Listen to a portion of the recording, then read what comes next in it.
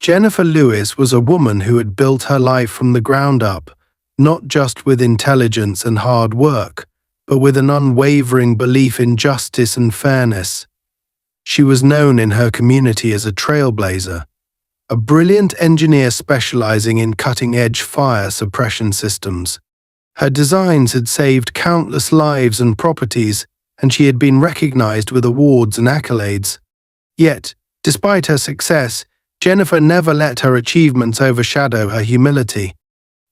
She and her husband, Thomas, a highly respected fire chief, had chosen to live in a serene, close-knit suburban neighborhood, surrounded by families and friends.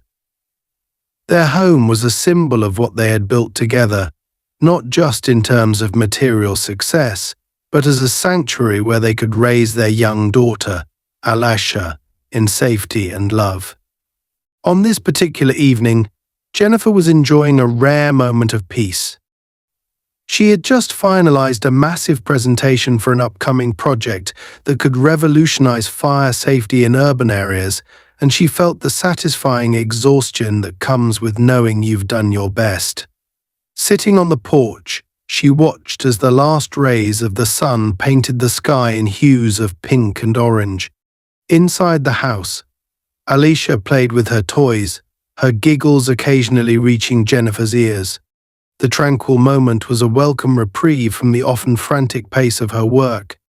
Thomas, meanwhile, was at the fire station, dealing with a long night shift that involved coordinating responses to a series of small fires across the city. His position wasn't just a job, it was a calling.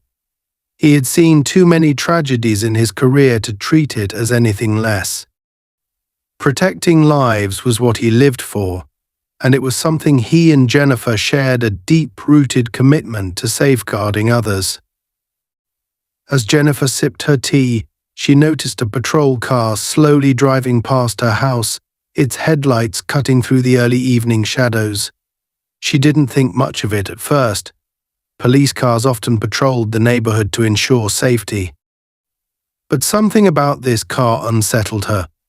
It slowed to a near stop in front of her driveway before continuing down the street. Jennifer frowned but shrugged it off. She had lived in this area for years without incident and saw no reason to worry. What Jennifer didn't know was that Officer Kyle Randolph sat behind the wheel of that car, seething with frustration and bitterness. Randolph had been on edge for weeks. A recent internal investigation into his conduct had left him humiliated and angrier than ever. He felt the system was turning against him, accusing him of racial bias and misuse of authority, accusations he refused to accept as valid. To him, he was simply doing his job, keeping the streets safe. But beneath that justification lay a festering resentment. He hated feeling powerless, and when he felt powerless, he looked for someone to blame. When his eyes landed on Jennifer's house, resentment turned into a simmering rage. The house was large but not ostentatious, modern but not garish. To Kyle, it was a reminder of everything he thought he was owed in life but hadn't received. And the sight of a black woman living there, surrounded by signs of her success, stoked the flames of his anger. She didn't belong in a house like that, not in his mind. He didn't know anything about Jennifer, but he didn't need to. In his world, people like her were always suspects, always undeserving, always out of place. Kyle pulled his patrol car into a nearby side street and turned off the engine. He sat there for a moment, staring at Jennifer's house as if it were mocking him. The lawn was neatly trimmed, the driveway spotless, and the house itself gleamed under the fading sunlight. It was too perfect. His mind began to spin a narrative. Maybe this house wasn't legitimate. Maybe there was something shady going on inside. He convinced himself that he had a duty to investigate, to dig deeper, to prove that his instincts were right. Jennifer had gone inside by the time Kyle stepped out of his car. She had locked the doors as she always did, and was now helping Alicia get ready for bed. The last thing she expected was the sound of heavy knocking on her front door. At first, she thought it might be Thomas, though it was too early for him to be home.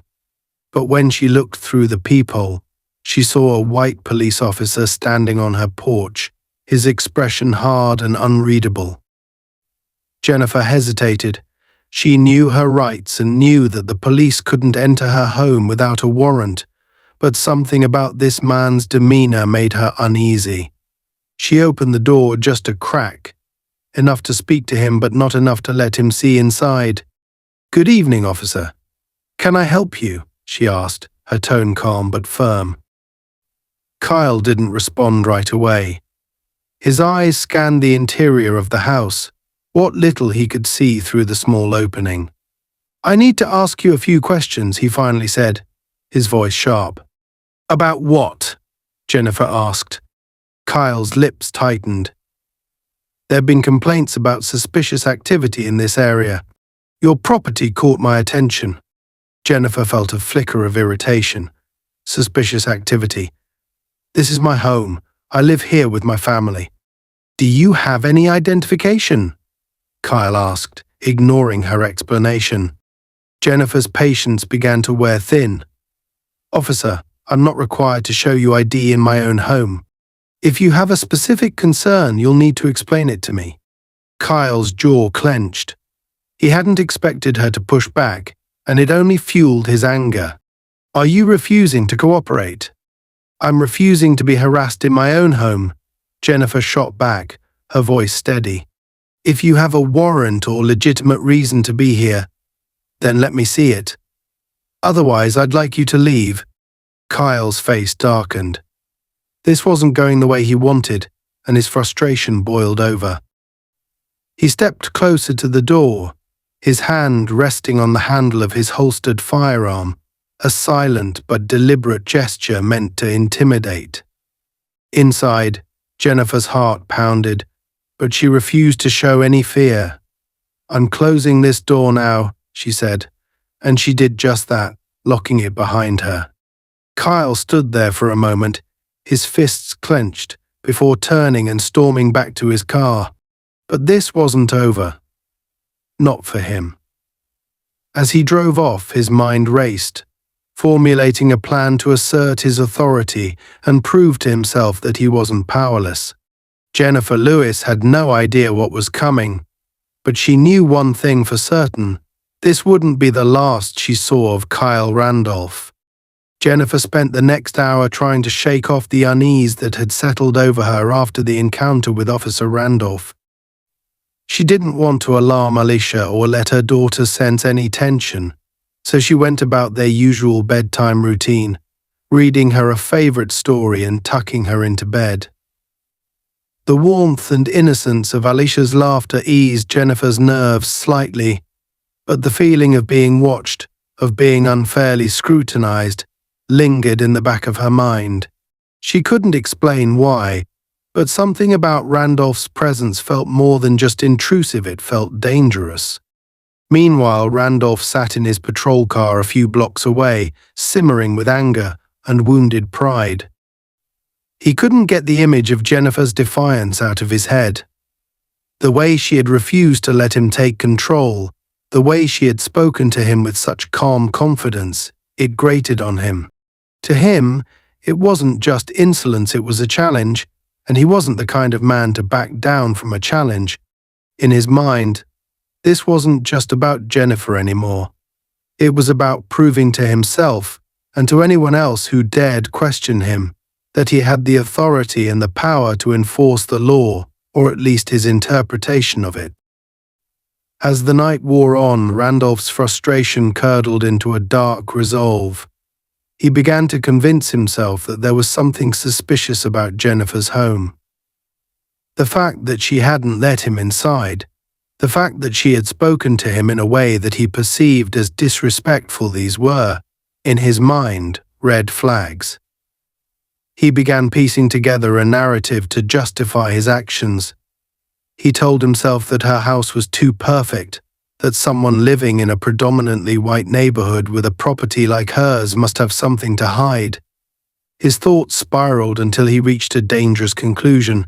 He had to take matters into his own hands. Back at home, Jennifer was preparing to wind down for the night. She double-checked the locks on all the doors and windows, a habit she had maintained ever since she'd designed her home to be as secure as it was beautiful. Her engineering background had driven her to incorporate subtle yet effective safety features into the house: motion sensor lights, reinforced doors, and even a prototype fire suppression system she had been testing. She had always been proactive about safety, but tonight her precautions felt particularly necessary. She didn't fully understand why, but she couldn't shake the sense that Randolph's earlier visit was far from the end of things. That sense was confirmed just after midnight. Jennifer had just climbed into bed when she was startled by the sound of tires screeching to a halt outside. Her heart leapt into her throat as she rushed to the window. Peeking through the blinds, she saw Randolph's patrol car parked at the edge of her driveway. This time, however, he wasn't alone. He had brought a pickup truck loaded with equipment, including what looked like industrial tools and something that made Jennifer's stomach twist with dread: a large, military-style flamethrower. Her first instinct was to call Thomas, but she hesitated. He was likely still busy with his shift, and she didn't want to pull him away unless it was absolutely necessary. Instead, she reached for her phone and dialed the non-emergency police line, hoping to report Randolph's suspicious behavior. The dispatcher on the other end sounded bored and dismissive, assuring her that officers would be sent to investigate, but giving no clear timeline. Jennifer hung up, her frustration mounting. As she debated her next move, Randolph began walking up her driveway, the flamethrower slung over his shoulder like some grotesque badge of honor. He knocked on the door, harder this time, the sound echoing through the quiet neighborhood. Jennifer's stomach churned, but she forced herself to stay calm. She opened the door just enough to speak to him through the chain lock. "Officer, it's late." "Why are you here?" she asked, her voice steady but edged with irritation. Randolph smirked, the expression sending a chill down her spine. "I'm here because I've received reports of potential code violations on your property. Hazardous materials, unauthorized modifications, you name it." Jennifer's jaw tightened. "That's absurd. This is my home. Everything here is legal and up to code." "Then you won't mind if I take a look," Randolph said, his hand resting on the flamethrower in a way that felt more like a threat than a gesture. "I do mind," Jennifer said firmly. "You have no warrant and you're trespassing. Leave now or I'll report this as harassment." Randolph's smirk vanished, replaced by a cold, calculating glare. "You think you're untouchable, don't you? You think you can just ignore the law." "I think I have rights," Jennifer shot back. "And I suggest you start respecting them before you make things worse for yourself." Randolph stepped back, but instead of retreating, he unhooked the flamethrower and let it rest in his hands, his fingers curling around the trigger. "You want to play games? Fine. But don't say I didn't warn you." Jennifer's heart pounded as she slammed the door shut and locked it. She could hear Randolph laughing outside, the sound muffled but sinister. She immediately activated the house's security system, which locked down all the doors and windows and triggered the exterior motion sensors. Lights flooded the yard, and a pre-recorded message played from the outdoor speakers, warning Randolph that he was on private property and that authorities had been contacted. But Randolph wasn't deterred. If anything, the security measures seemed to amuse him. He stepped back to the driveway, where his pickup truck was parked, and began rummaging through the equipment in the back. Jennifer watched through a small surveillance monitor, her stomach twisting as she realized what he was doing. He wasn't just here to intimidate her, he was preparing to destroy her home. Jennifer grabbed her phone and called Thomas. Her voice shook as she explained what was happening, but she kept it brief, knowing time was of the essence. "You need to get here now," she said. "It's Randolph. He's outside with a flamethrower." Thomas didn't hesitate. "I'm on my way. Lock everything down and stay inside." As Jennifer hung up, she heard a sudden whoosh and saw bright orange flames erupting outside one of her windows. Randolph had ignited a patch of her garden, the fire spreading quickly to the wooden trellis that lined the side of the house. The smoke was thick and acrid, seeping into the house despite the sealed windows. Jennifer grabbed Alicia, who had woken up and was crying in fear, and hurried to the basement, where the air was still relatively clear. Downstairs, Jennifer activated the prototype fire suppression system she had installed as part of her latest project.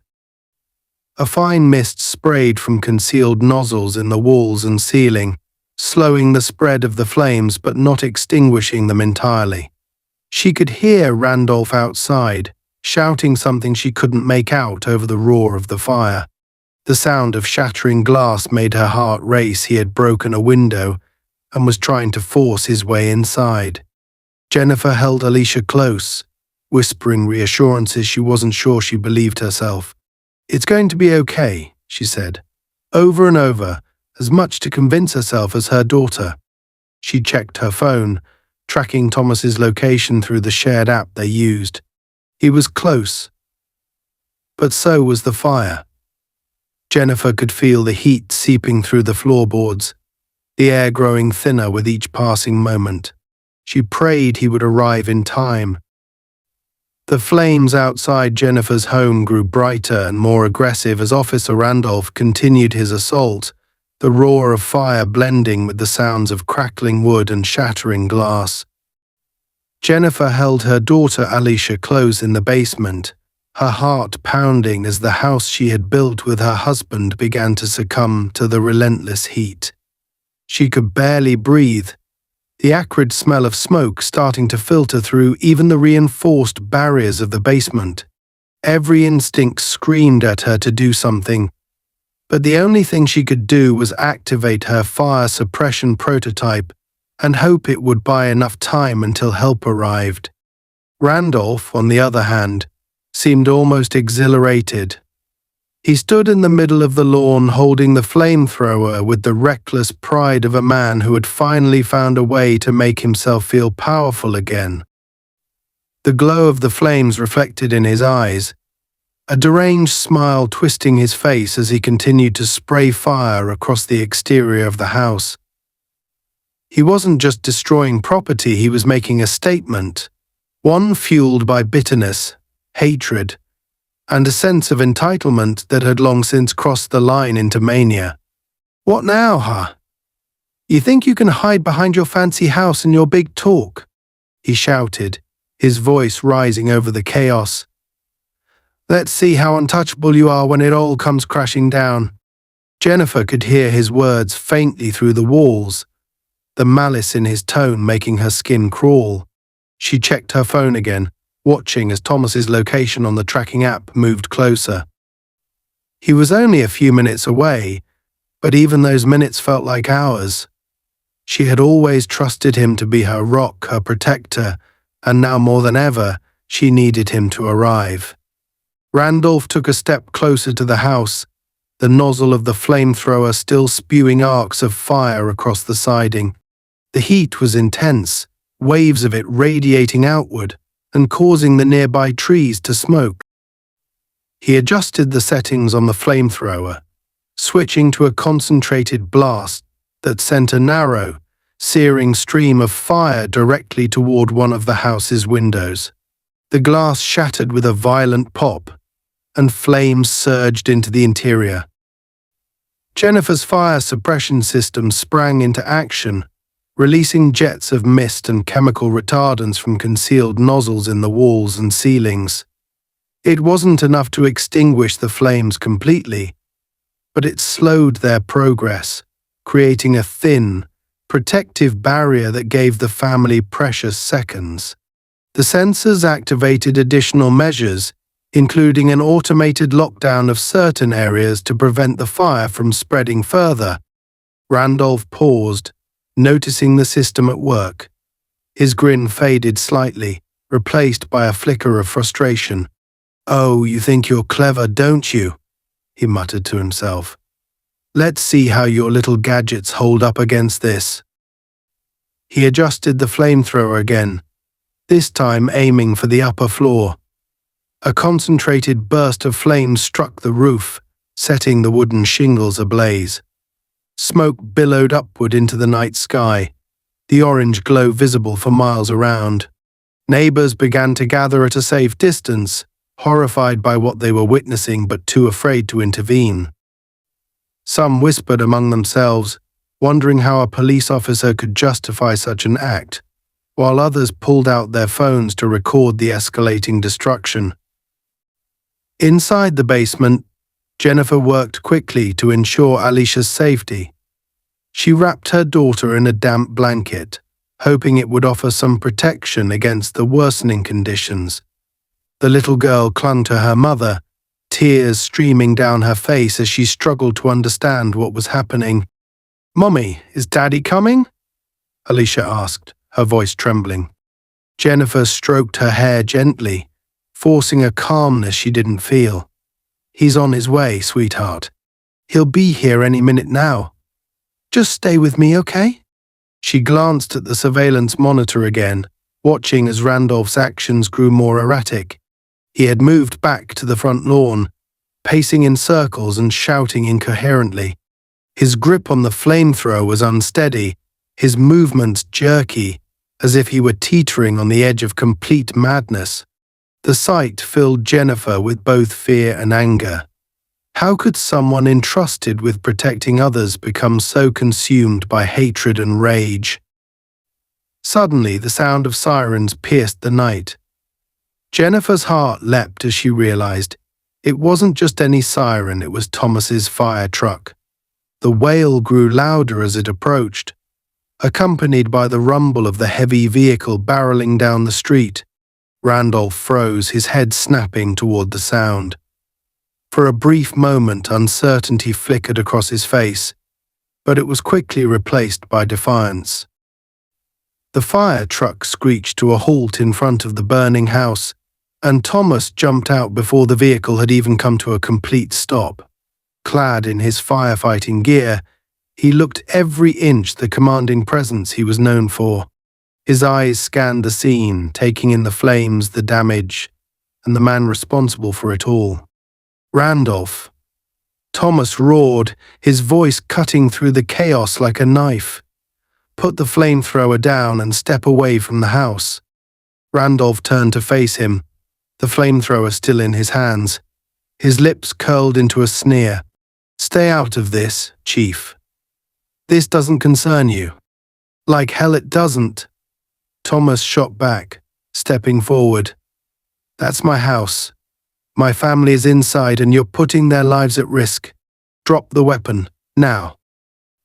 Randolph's grip tightened on the flamethrower, his knuckles white. "Oh, I see. The big hero firefighter thinks he can come in and save the day. Well, guess what? You're too late." He raised the flamethrower, pointing it in Thomas's direction. The fire chief didn't flinch. Instead, he motioned to his crew, who immediately began deploying hoses and equipment to combat the blaze. Streams of water arsed through the air, dousing the flames on the roof and siding. The fire hissed and sputtered as it met the water, but it wasn't enough to extinguish it completely. Thomas kept his focus on Randolph, his voice steady but commanding. "You're done here. Put the weapon down and back away, or I will stop you myself." Randolph laughed, a wild, unhinged sound. "Stop me. You don't have the authority to stop me. I'm the law here, not you." Thomas's jaw tightened. He had dealt with plenty of dangerous situations in his career, but this was different. This wasn't just a fire, this was a deliberate act of violence, fueled by prejudice and hate. And as much as he wanted to charge at Randolph and end this once and for all, He knew he couldn't afford to lose control. His family's safety depended on him staying focused and measured. He glanced at his crew, signaling for them to increase the water pressure.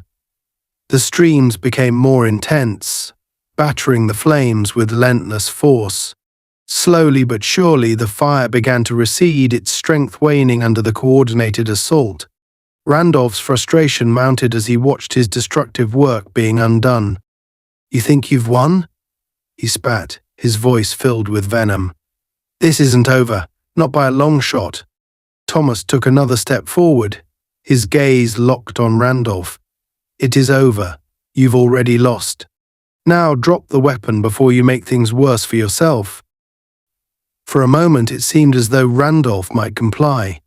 His hands wavered, the flamethrower dipping slightly. But then, with a sudden burst of rage, he aimed the nozzle at the fire truck and unleashed a stream of flames. The fire crew scrambled to protect themselves, using the truck's built-in shields to block the worst of the attack. Thomas didn't hesitate. He lunged at Randolph, tackling him to the ground with a force that sent the flamethrower skidding across the lawn. The two men grappled, their struggle a chaotic blur of fists and shouts. Randolph fought like a man possessed, but Thomas's training and determination gave him the upper hand. Within moments, Thomas had pinned Randolph to the ground, his knee pressing into the officer's back. "You're done," he growled, his voice low and resolute. "You don't get to hurt anyone else." As the fire crew extinguished the remaining flames, the sound of police sirens filled the air. Reinforcements had finally arrived, and Randolph's reign of terror was about to come to an end. Thomas didn't let up until the officers pulled Randolph to his feet and placed him in handcuffs. Even then, he stayed close, ready to intervene if necessary. Jennifer emerged from the house with Alicia, both of them shaken but unharmed. When she saw Thomas standing there, his uniform singed but his resolve unbroken, she felt a surge of relief and pride. He had come for them, just as she knew he would, and together they had weathered the storm. As the flames began to dwindle under the relentless spray of the fire crew's hoses, the chaotic scene outside the Lewis family home settled into an uneasy quiet. Smoke hung in the air, thick and acrid, shrouding the remains of the once pristine front yard. Randolph, restrained and seething with rage, had been dragged to a police cruiser by two of his colleagues. His face was flushed with anger and humiliation, his once commanding posture reduced to a hunched figure caged behind the car's reinforced glass. For a moment, Thomas allowed himself a deep breath, his body still humming with adrenaline from the physical confrontation. His fire crew, having neutralized the worst of the blaze, were now methodically inspecting the property to ensure there were no hidden embers or flare-ups that could reignite. Yet Thomas's focus wasn't on the smoldering wreckage or the shattered windows of his family's home, it was on the basement door, where he knew Jennifer and Alicia were waiting. Jennifer had heard the shouting and the pounding of boots above her, a cacophony that seemed to stretch for hours, though it had only been minutes.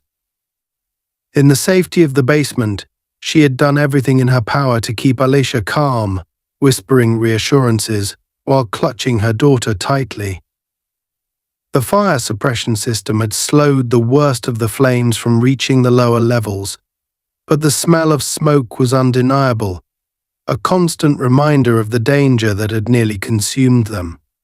When she heard the rhythmic knocker signal she and Thomas had agreed on for emergencies, her breath caught. She rushed to the basement door, disengaging the lock and pulling it open to reveal her husband, his face streaked with soot, but his eyes alive with determination. Behind him, faint streams of smoke still curled from the roof, but the worst of the fire was out. "Are you both okay?" Thomas asked, his voice hoarse but steady. Jennifer nodded, tears springing to her eyes as Alicia ran into his arms, her small hands clutching his fire-resistant jacket as if she never wanted to let go. "We're fine," Jennifer managed to say, though her voice wavered. "But the house, Thomas, the house." "Forget the house," he interrupted gently, pulling her into a firm embrace with his free arm. "You and Alicia are safe. That's all that matters." His tone was resolute, but she could feel the tension in his body, the anger simmering just beneath the surface. As they moved outside, Jennifer caught sight of the devastation for the first time. The front yard was a blackened wasteland, her carefully maintained garden reduced to ash. The house itself, though still standing, bore deep scars, charred walls, shattered windows, and a roof partially caved in from the fire's intensity.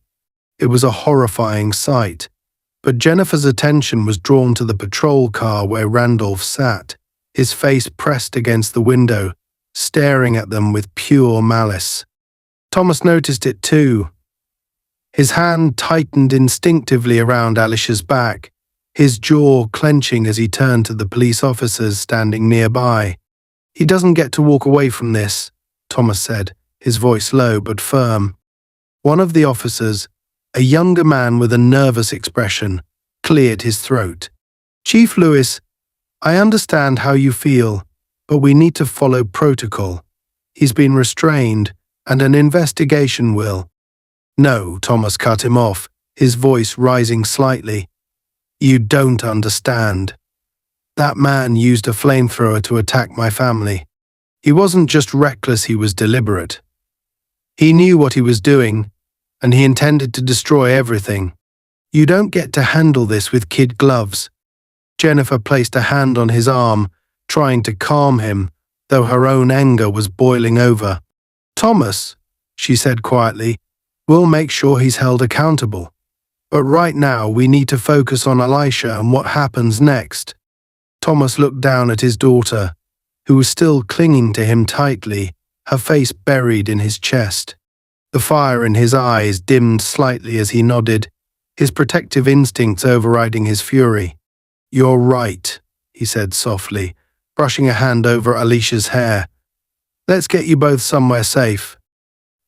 But just as they were about to leave, a loud bang shattered the tense silence.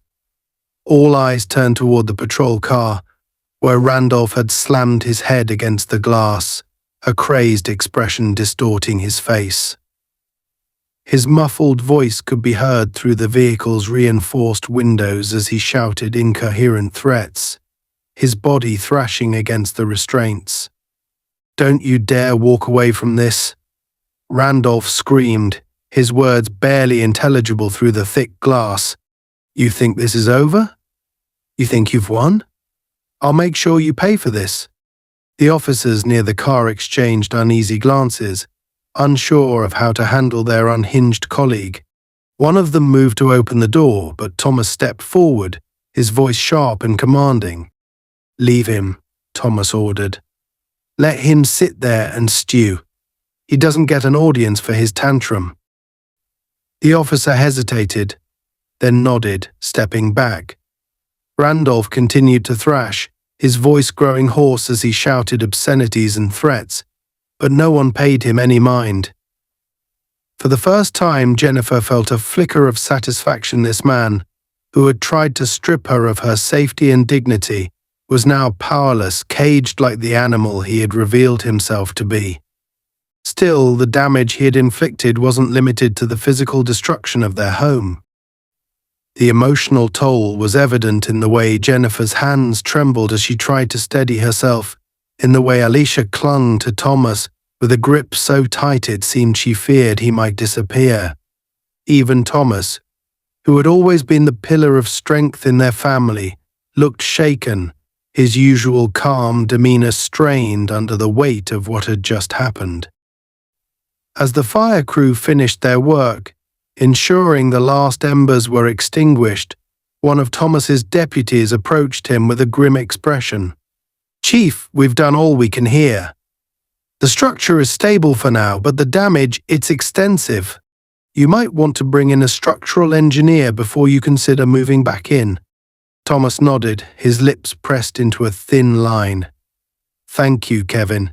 You and the crew did good work tonight." Jennifer watched as the fire truck pulled away, the flashing lights fading into the distance. The police officers remained, their presence a reminder of the legal battle that was sure to follow. Randolph's outburst had finally subsided, though his hateful glare never wavered as he sat in the back of the cruiser. Turning to Jennifer, Thomas placed a hand on her shoulder.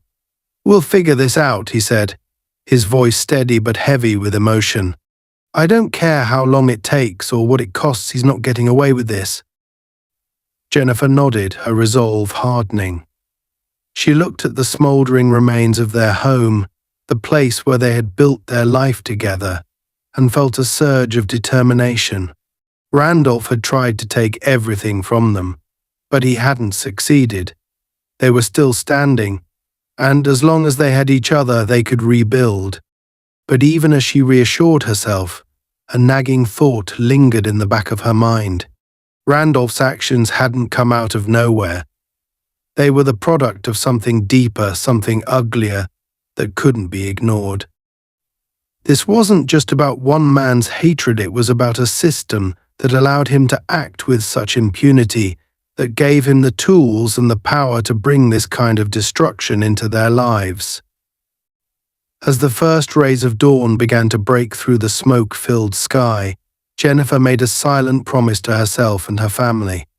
They would rebuild, yes, but they would also fight. Not just for their home, but for the safety and dignity of every family who had ever been threatened, harassed, or attacked by those who were supposed to protect them. This wasn't over, not by a long shot. The first light of dawn illuminated the smouldering ruins of the Lewis family home, casting a pale grey over what had once been a vibrant, welcoming sanctuary. Jennifer stood outside with Alicia, holding her daughter close as the child finally fell into a restless sleep in her arms. She hadn't wanted Alicia to see the aftermath of Randolph's attack, but there had been no other option. They were essentially homeless now, their once secure haven rendered uninhabitable by fire and smoke.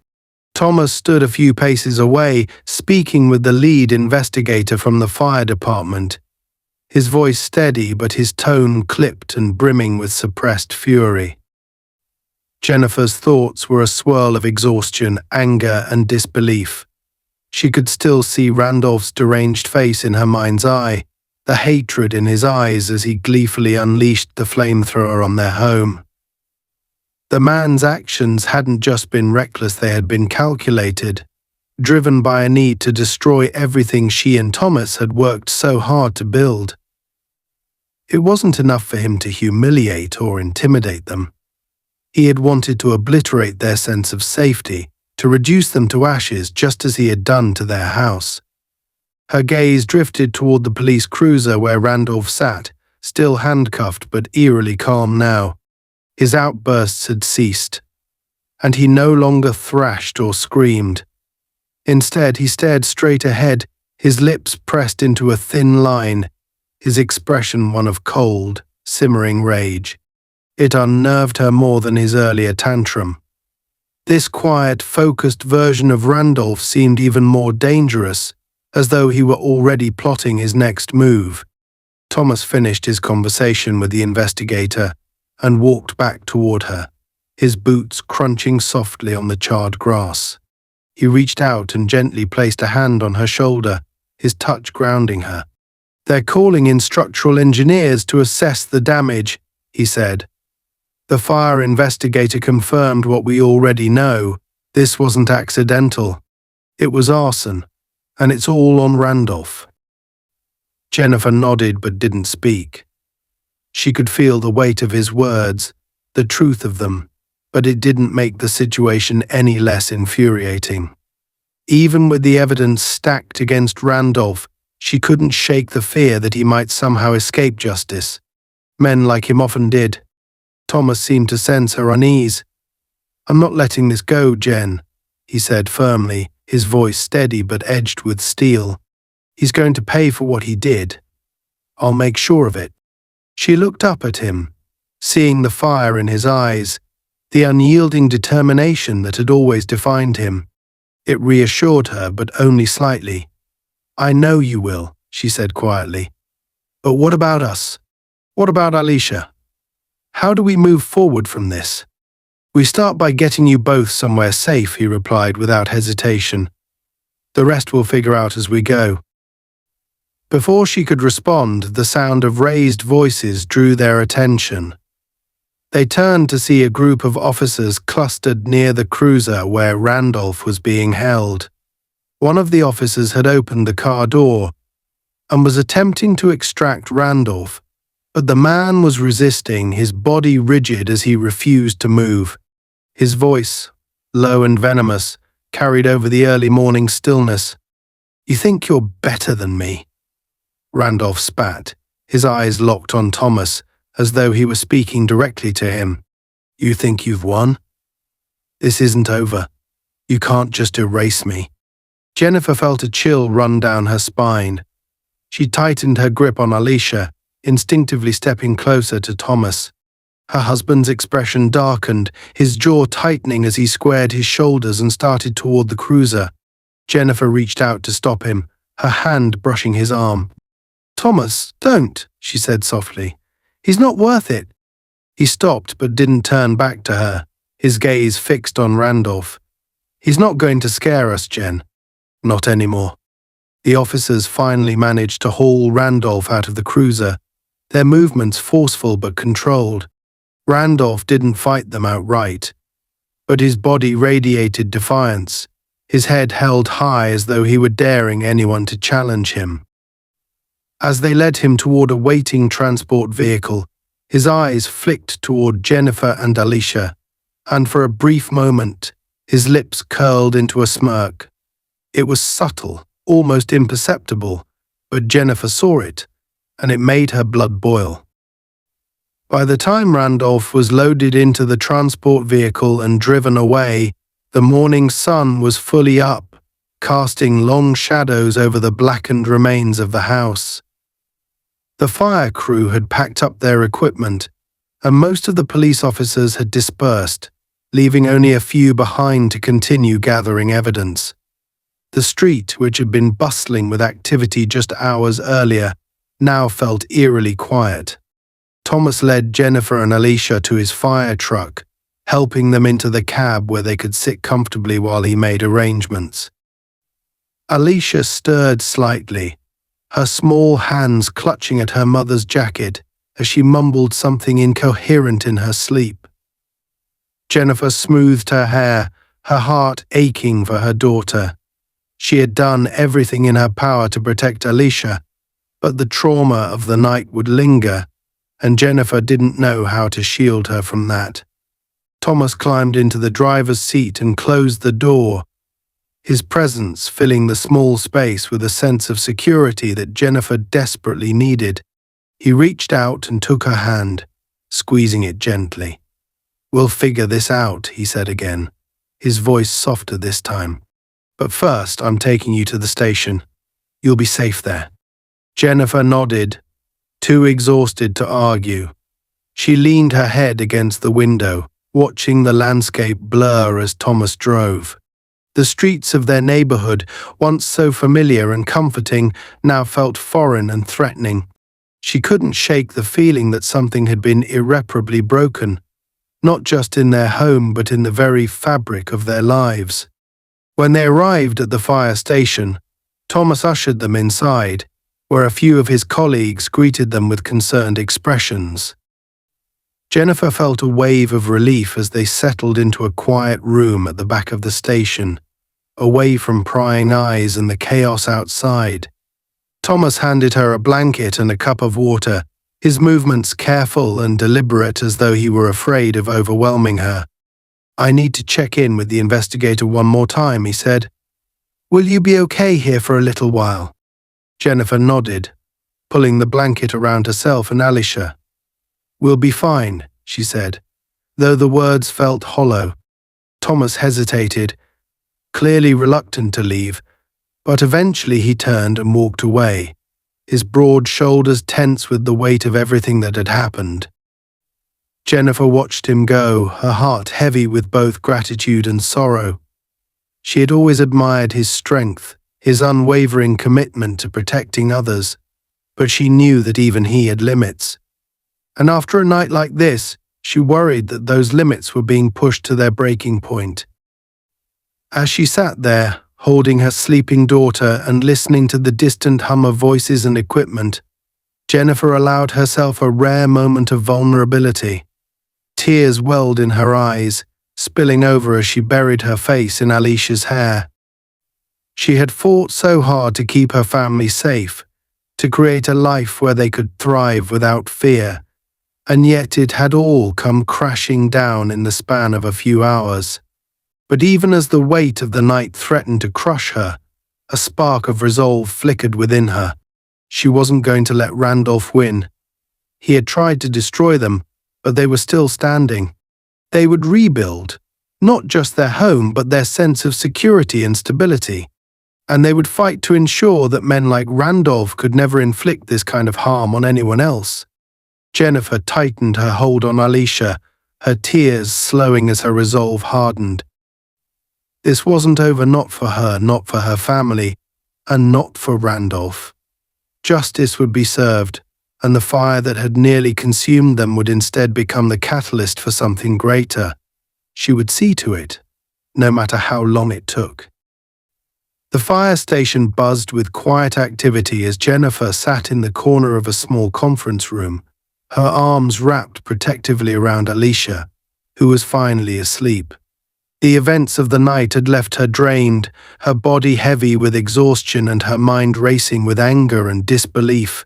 Thomas had left the room hours ago, immersed in meetings with investigators and fire department officials to ensure every detail of Randolph's attack was documented.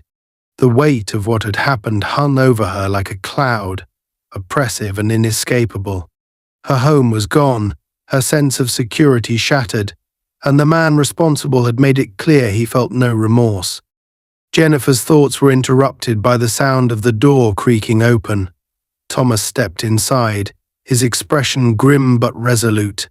He closed the door behind him and crossed the room in a few long strides, sitting beside her and placing a hand on her knee. The warmth of his touch steadied her, but his silence told her he had news she wasn't going to like. "They're transferring Randolph to the county jail," he began, his voice low. "But there's already talk of his lawyer trying to downplay what he did, claiming he was acting under stress or that the flamethrower wasn't intended to cause harm." Jennifer's stomach turned, her exhaustion momentarily forgotten as a fresh wave of anger surged through her. "Not intended to cause harm," she said, her voice rising despite herself. "He burned our house to the ground, Thomas. He knew exactly what he was doing." "I know," Thomas replied, his jaw tightening. "And we have plenty of evidence to prove it. The fire investigators are on our side, and so are the officers who arrested him. But you know how these things can go. His lawyer will try to twist the narrative, and he'll try to make himself look like the victim." Jennifer exhaled sharply, struggling to keep her emotions in check. "We can't let that happen. He has to face the consequences, Thomas. People like him always think they're untouchable, and if he gets away with this—" "He won't," Thomas interrupted firmly. "Not this time." Before Jennifer could respond, another knock sounded at the door. A young firefighter poked his head in, his expression uneasy. "Chief Lewis, you're going to want to see this," he said, holding up a tablet. Thomas rose, taking the tablet from the firefighter and pressing play on the screen. Jennifer stood beside him, her heart pounding as the video began. It was a recording from one of the fire truck's external cameras, capturing the moment Randolph had turned the flamethrower on their house. The flames were vivid and unmistakable, the sound of roaring fire and Randolph's voice shouting obscenities clear even over the chaos. The video showed him pacing back and forth, gesturing wildly as he unleashed his rage on the home. "This is everything we need," Thomas said, his tone measured but tinged with satisfaction. "There's no way he can deny what he did with this." Jennifer felt a flicker of relief, but it was short-lived. Even with this, they'll try to find a way to excuse him, she said. They'll say he snapped, that he was provoked. Let them try, Thomas said, his voice hard. The truth is on our side. The video wasn't the only piece of evidence in their favor. The remains of the flamethrower had been recovered from the scene, along with forensic evidence linking it directly to Randolph. Witness statements from neighbors who had seen the fire and heard Randolph shouting added further weight to the case. But Jennifer couldn't shake the fear that Randolph's position as an officer might shield him from the justice he deserved. Hours later, Thomas and Jennifer sat across from a team of investigators and legal experts. The air in the room was heavy with tension as they went over the details of the case. Thomas laid out everything he had gathered: the video, the physical evidence, the witness testimonies. The lead investigator nodded gravely, taking notes and asking pointed questions. This is a strong case, the investigator said, his tone cautious. But it's going to be a fight. His attorney is already making noise about his mental state, claiming this was an isolated incident and not representative of his character. Jennifer couldn't stay silent any longer. Not representative of his character. He's been harassing us for hours before this happened. He's a ticking time bomb, and everyone knows it. The investigator raised a hand, trying to placate her. Mrs. Lewis, I understand your frustration. Trust me, we're taking this very seriously. But you have to be prepared for a long process. Cases like this don't resolve overnight. Thomas placed a reassuring hand on Jennifer's shoulder, silently urging her to stay calm. We'll do whatever it takes, he said. Just tell us how we can help. The meeting continued late into the afternoon, the details of the case dissected and analyzed from every angle. By the time it was over, Jennifer felt both exhausted and slightly reassured. The evidence was damning and the investigators seemed determined to see justice served. But the scars Randolph had left on their lives wouldn't heal so easily. As they left the fire station, Jennifer glanced at Thomas, his face set in a mask of quiet determination. He had been her rock through all of this, unwavering in his support and strength. But she could see the toll it was taking on him, the weariness in his eyes and the tightness in his jaw. Are you okay? She asked softly as they climbed into his truck. Thomas exhaled, gripping the steering wheel tightly before nodding. I will be, he said. As long as you and Alisha are safe, I'll be okay. They drove in silence for a while, the weight of everything they had been through hanging heavy between them. But as they neared the temporary housing arranged by the fire department, Jennifer reached over and took his hand. We'll get through this, she said, her voice steady. Together. Thomas glanced at her, a small, tired smile tugging at the corners of his mouth. We always do, he said. For now, they could only wait for justice to take its course. But neither of them was willing to let Randolph's actions define their future. They had faced fire and hatred and emerged on the other side still standing. And though their home was gone, their strength as a family remained unshaken. Together they would rebuild not just their house, but the life Randolph had tried to destroy. Justice would come, and when it did, it would be a victory not just for them, but for everyone who had ever been forced to stand up against hatred and violence. In the weeks that followed the fire, the Lewis family began the slow process of rebuilding their lives. The charred skeleton of their once vibrant home stood as a stark reminder of what they had lost, but it also became a symbol of their resilience. Jennifer and Thomas worked tirelessly, juggling meetings with lawyers, investigators, and architects while trying to maintain a sense of normalcy for Alisha.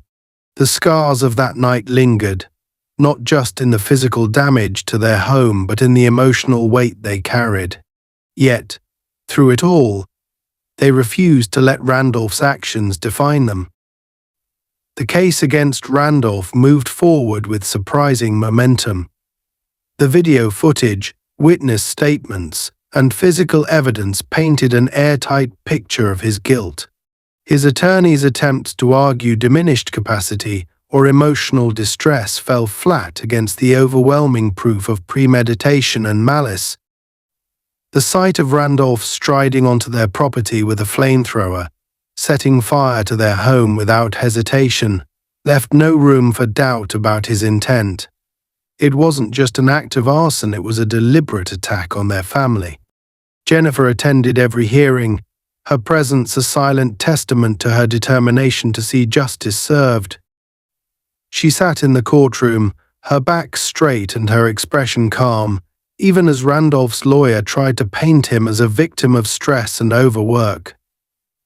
It was infuriating to hear the excuses, the endless justifications for what he had done, but Jennifer refused to let her anger consume her. She channeled it instead into focus, into strength, into a resolve to hold him accountable not just for herself, but for everyone who had ever been wronged by someone like him.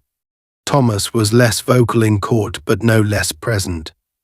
His quiet authority, his reputation as a respected fire chief, lent weight to their case. He was a man who had dedicated his life to protecting others, and the juxtaposition of his integrity against Randolph's destructive actions was impossible to ignore. When Thomas spoke about the impact of the fire, how it had endangered not just his family, but the entire neighborhood, his words carried the force of someone who had seen too many lives upended by preventable tragedies. Randolph, meanwhile, sat stoically through the proceedings, his face a mask of defiance. He never once apologized, never once acknowledged the harm he had caused. To him, it seemed, this was a battle of pride, not a reckoning for his crimes. That lack of remorse only strengthened the prosecution's case, portraying him as a man unrepentant and unfit to serve the public. When the verdict finally came, it was swift and decisive. Guilty on multiple counts, including arson, reckless endangerment, and abuse of power. Randolph was sentenced to a lengthy prison term, his career and reputation in shambles. Jennifer and Thomas felt a wave of relief, but it was tempered by the knowledge that no amount of punishment could undo the damage he had caused. Their home was still gone, and the trauma of that night would take years to heal. Despite the victory in court, Jennifer and Thomas knew their work wasn't done. The fire had drawn attention to larger issues, questions about accountability, about the unchecked power some officers wielded, and about the systemic failures that allowed someone like Randolph to remain in a position of authority for so long. Jennifer, always one to act rather than merely react, began using her platform to advocate for change. She partnered with community leaders, legal experts, and local organizations to push for reforms in police oversight and accountability. Thomas, too, found himself drawn into the broader fight. His years as a firefighter had shown him the devastating consequences of negligence and abuse, and he felt a deep responsibility to ensure that others didn't have to endure what his family had. He worked with fire safety organizations to promote better training and emergency preparedness, using his family's experience as a cautionary tale. In the midst of their advocacy, the Lewis family also began the process of rebuilding their home. Jennifer approached the project with the same meticulous attention to detail that had made her a successful engineer. She worked closely with the architects and builders, incorporating advanced safety features and environmentally sustainable materials into the design. The new house would be more than just a place to live, it would be a testament to their resilience and ingenuity. Elisha, though young, played her own small role in the rebuilding process. She would sit with her parents during meetings, coloring on scraps of blueprints or offering her own imaginative suggestions for the design. Her laughter and curiosity became a source of comfort for Jennifer and Thomas, a reminder that even in the face of destruction, life continued. The day they moved back into their rebuilt home was bittersweet. The house was beautiful, a perfect blend of modern design and warmth, but it was impossible to forget why they had to rebuild in the first place. Still, as they carried boxes inside and began to make the new space their own, there was a sense of closure, a feeling that they were finally reclaiming what Randolph had tried to take from them. In the months that followed, the Lewis family story became a rallying cry for change. Jennifer was invited to speak at conferences and community forums, sharing her experiences and advocating for systemic reform. Thomas received commendations for his bravery and leadership, though he often downplayed the recognition, focusing instead on the work that still needed to be done. Their home became a symbol of hope and resilience in the community. Neighbors who had once stood on the sidelines during the fire now rallied around the family, offering support and solidarity. Jennifer and Thomas opened their doors to these neighbors, hosting gatherings and workshops on fire safety, community building, and the importance of standing together against injustice. One evening, as the sun set over their newly rebuilt home, Jennifer and Thomas sat on the front porch, watching Alicia play in the yard. The air was warm, the sky streaked with shades of orange and pink, and for the first time in what felt like forever, there was peace. "We made it," Jennifer said softly, her hand resting on Thomas's. Thomas nodded, his gaze fixed on Alicia. "We did, and we're stronger for it." Jennifer leaned her head against his shoulder, letting the quiet settle around them. The road they had traveled had been long and fraught with challenges, but they had come out the other side together. Their home, their family, their resolve, it was all still standing.